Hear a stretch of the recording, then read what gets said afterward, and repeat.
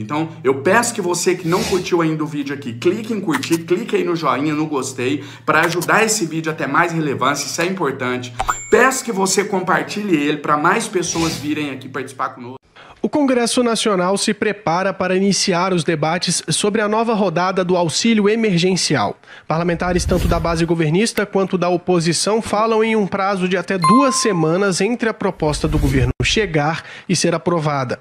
De qualquer forma, como explica o líder do governo na Câmara, deputado Ricardo Barros, para que a nova rodada do benefício seja liberada o quanto antes, é preciso que haja o mínimo de consenso em relação ao texto que está sendo elaborado pela equipe econômica do governo federal. Se houver acordo geral, a proposta é votada rapidamente, porque é preciso haver consenso de todos os senhores parlamentares para quebrar os prazos interstícios entre votações de uma emenda constitucional. 2 pontos devem provocar divergências entre os parlamentares: o período pelo qual o auxílio será pago e o valor ao qual os beneficiários terão direito. Até o momento, a ideia da equipe econômica é propor o pagamento de mais 3 ou 4 parcelas de cerca de R$200. Mas, de acordo com o líder do PT na Câmara, deputado Enio Verri, a oposição já se prepara para trabalhar para aumentar esse valor. Na vez passada, o governo queria também R$200, e nós conseguimos aprovar 600.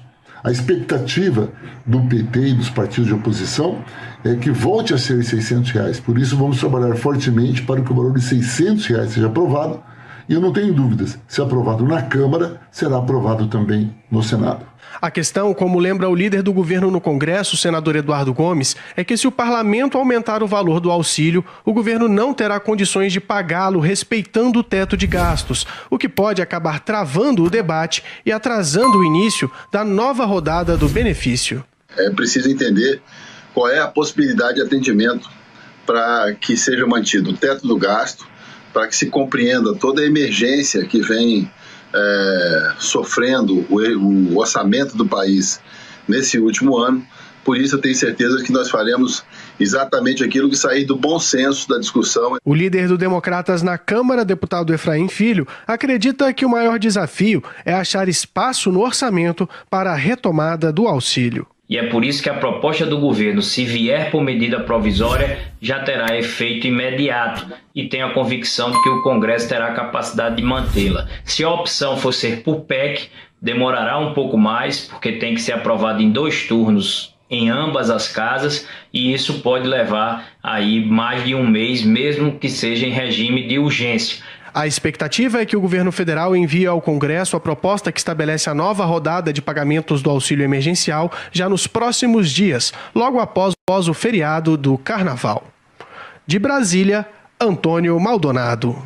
Primeiro, por perceber que nenhum dos 2 candidatos que polarizavam o debate tinha respaldo popular para ali estar. Então, independente de qualquer ideologia partidária, fato é que nenhum dos 2 candidatos que polarizavam a disputa tinham o apelo popular. Isso ficou nítido desde o início. E, em segundo lugar, para medir o nível de descolamento do parlamento brasileiro com a sociedade brasileira. Eu tenho dito, Paulo, que ali dentro do Congresso Nacional, uma coisa que me assusta muito é que parece que o deputado, depois que ele é empossado no seu mandato, ele entra em um outro mundo, onde ele tira totalmente os pés da realidade.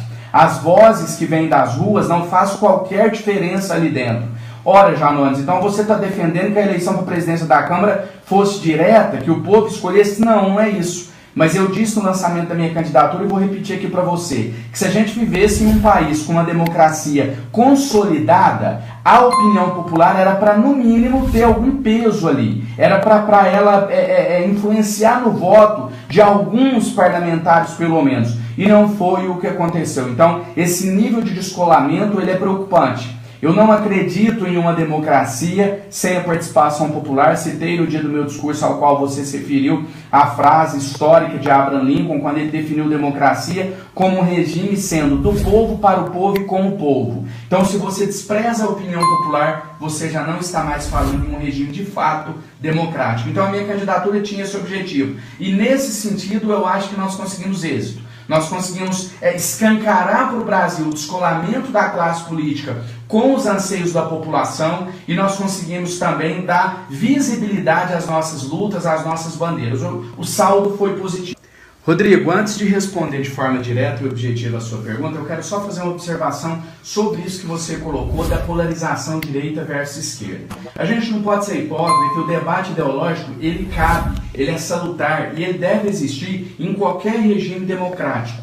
Então, o debate ideológico, ele faz parte da natureza da democracia. O que já está superado é essa polarização, onde se tenta incluir a população em uma luta que não é delas, em uma briga que não é aquilo que a população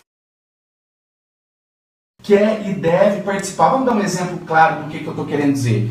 Nós estamos agora passando por uma pandemia onde o maior problema depois das mortes pelo coronavírus é a situação econômica do país.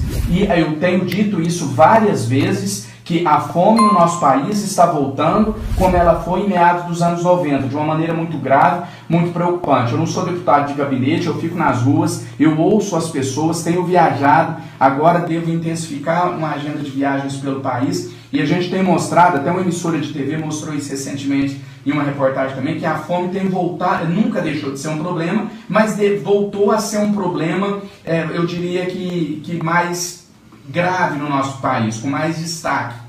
Né? E a gente falando nisso, a gente tem que falar em auxílio emergencial, que é o recurso que dá esperança a essas famílias. Quando você fala de auxílio emergencial, você está falando de uma luta da direita e da esquerda, ou que pelo menos deveria ser. Então a prioridade no debate político hoje tem que ser pautas que unam a população. É isso que a gente deve priorizar. O debate ideológico, ele só serve aos extremos. O atual presidente da República, ele foi eleito com base nesse discurso radical, nesse discurso de extremos. Essa polarização, ela só beneficia os extremos. A extrema esquerda, que depende da extrema direita para sobreviver, e a extrema direita, que depende da extrema esquerda para sobreviver, para manter o seu discurso. Enquanto isso, a população fica do lado de fora, assistindo, chupando o dedo, me desculpa a expressão, enquanto os parlamentares estão lá, do alto do seu salário de R$33 mil por mês, discutindo pautas ideológicas, ideologia de gênero, e tantos outros temas que, neste momento, não é a prioridade